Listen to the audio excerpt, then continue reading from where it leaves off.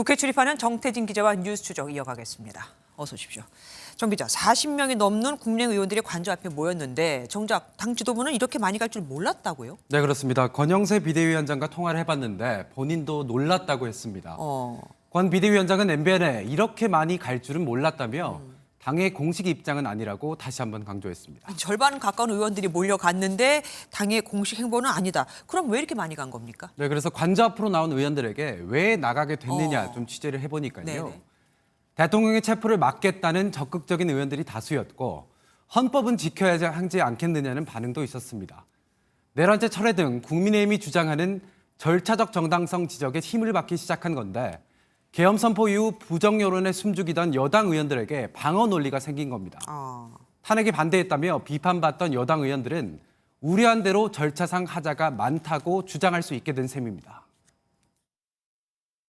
불법적인 수사 권한에 따른 불법 영장 집행을 방치하는 것은 결국 대한민국의 법치를 무너뜨리는 것이라고 생각을 합니다. 대표적으로 법사위원인 장동혁 의원이 동참한 것도 같은 맥락으로 볼 수 있고 여기에 대통령을 지켜야 한다는 지지층의 정서도 감안된 걸로 보입니다.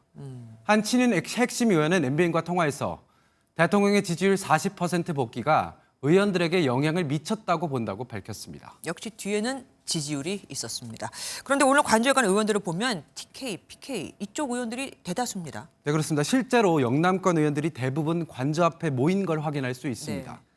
여론에 반해도 3년 뒤 총선에서 당선될 수 있는 지역인 만큼 일단 지지층 결집부터 하겠다는 판단으로 풀이됩니다. 한 수도권 중진 의원도 MBN에 지역구 주민들의 거듭된 요청이 있었다고 전해왔고요. 네. 실제로 오늘 관저에 가지 않은 한 의원은 왜 관저에 가지 않았느냐 이런 항의 전화가 쇄도했다고도 밝혔습니다. 아까 말씀하셨던 이 와중에도 윤 대통령에 대한 지지율이 40%대로 복귀를 했더라고요. 국민의힘 지지율도 계엄 전으로 되돌아갔고요. 네, 우선 어제 발표된 한 여론조사를 보면요. 네. 윤 대통령 지지율이 비상계엄 선포와 탄핵 소추안 가결 이후 가장 높은 수치인 40%로 집계됐습니다. 특히 대구, 경북 47%, 부산, 울산, 경남 44%로 보수 텃밭으로 꼽히는 지역에서의 지지율이 높았습니다. 네. 한 국민의힘 관계자는 이재명 대표에 대한 반감 그리고 박근혜 전 대통령 탄핵 때와 달리 강성 지지층이 결집한 결과라고 분석했는데요. 실제로 또 다른 여론조사에서는 여당 지지율이 34.4%로 계엄 사태 이전 수준으로 회복했다는 결과가 나왔습니다.